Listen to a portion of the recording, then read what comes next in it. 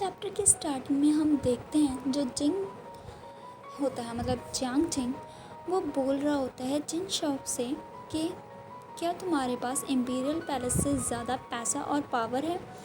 और फिर वो उसे बोलता है अगर मैं सेक्स की बात करूं तो हाँ मैं इसके बारे में कुछ सोच सकता हूँ।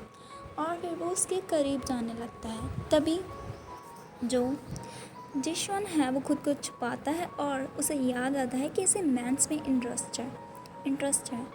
तभी वो उसे बोलता है कि बिग ब्रदर मेरा ये मतलब नहीं था, मेरा मतलब था कि मैं आपको किसी और के साथ इंट्रोड्यूस करवा सकता हूँ। तभी वो उसका मुंह बंद करवा देता है उसे किस कर कर। तभी जो जीशॉन है उसे रियलाइज़ होता है कि जो जियांग है वो उसे कुछ पिला रहा होता है, मतलब कुछ पिल वगैरह दे रहा होता है उसे किस के थ्रू। तो फिर वो सोचता है कि कहीं ये कोई पॉइज़न तो नहीं है और फिर वो बहुत कोशिश करता है कि उसे दूर कर दे। लेकिन तभी जो जिशॉन है वो रियलाइज़ करता है कि वो जियांग को थोड़ा भी पुश नहीं कर पा रहा और फिर वो सोचता है कि इसने अभी मेरे साथ क्या किया, मेरी बॉडी बिल्कुल भी मूव नहीं हो रही है। तभी वो जो पिल है वो उसे खा लेता है और जैसे ही वो ऐसा करता है जो जियांग है वो उसे रिलीज़ कर देता है।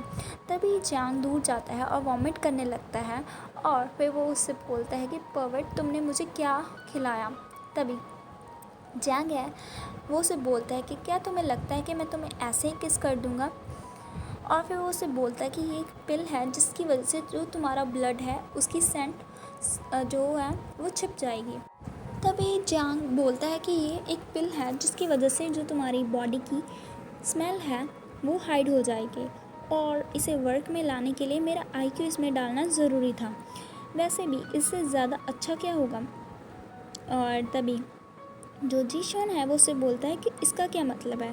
तभी जो जियांग है वो उसे बोलता है कि अगर तुम्हें इस वर्ल्ड में रहना है तो तुम्हें मुझे फॉलो करना होगा और जो भी मैं कहूँ वो बातें माननी होगी। तो यहाँ पर हमें कंफर्म हो जाता है कि जो जियांग है उसे पहले से ही पता है कि जो जीशॉन है वो इस वर्ल्ड का नहीं है।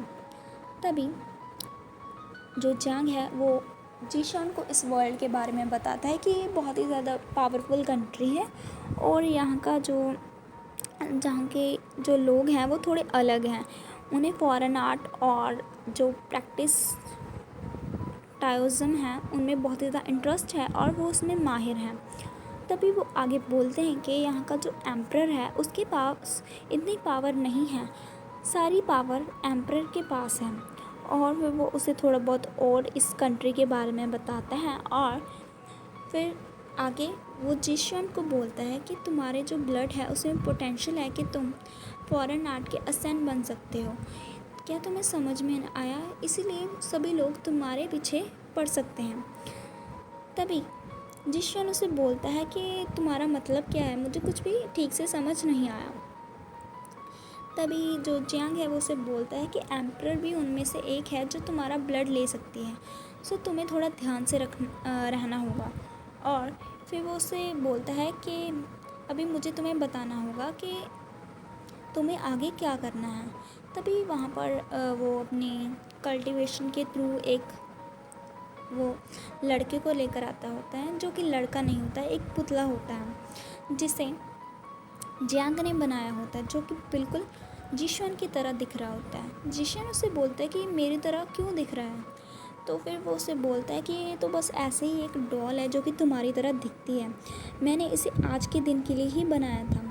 मैं इसे 3 सालों से अपने साथ रखते आया हूँ इस रूम में और मैंने किसी भी सर्वेंट को इस रूम में एंटर होने की परमिशन नहीं दी है।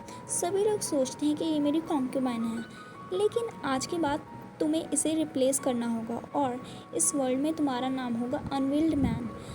सो फिर वो उसे बोलता है कि तुम्हें ये सारी चीज़ें याद रखनी है और इसी के साथ तुम्हें याद रखना है कि मेरा नाम जिंग है और मेरा सर नेम जियांग है।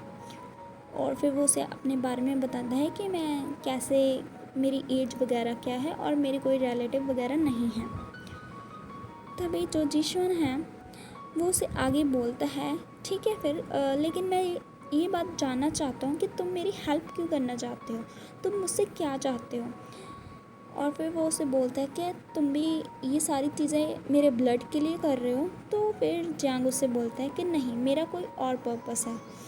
और फिर वो उसे बोलता है तुम चिंता मत करो, ये तुम्हारी लाइफ से रिलेटेड तो बिल्कुल भी नहीं है, ये उससे भी ज़्यादा इम्पॉर्टेंट है।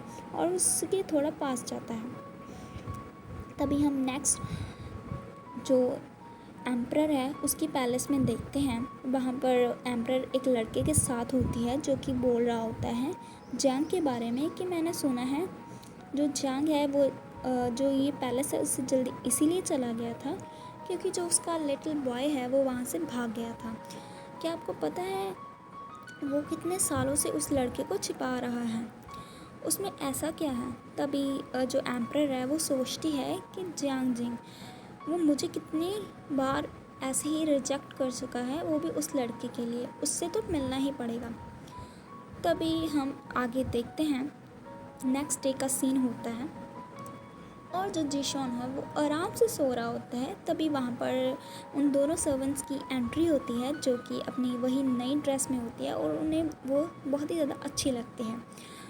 वो जिशॉन को जगाती हैं और उन्हें बोलती हैं कि मास्टर ये टाइम हो चुका है आपके उठने का। और वो उसे रेडी करने के लिए उसका सामान लेकर आई होती हैं। तभी जिशॉन उठता है और देखता है कि अभी तो 5:15 ही हुए हैं और वो तो इतनी जल्दी उठने वाला था नहीं। तो फिर वो वहाँ पर ऐसे ही उन्हें घूरने लगता है और फिर से जाकर सो जाता है। ये देखकर सर्वेंट थोड़ा चौंक जाती हैं और अभी उन्हें नहीं पता होता कि क्या करना है। और इसी के साथ जो हमारा चैप्टर है वो फिनिश हो गया है। मिलेंगे नेक्स्ट चैप्टर में।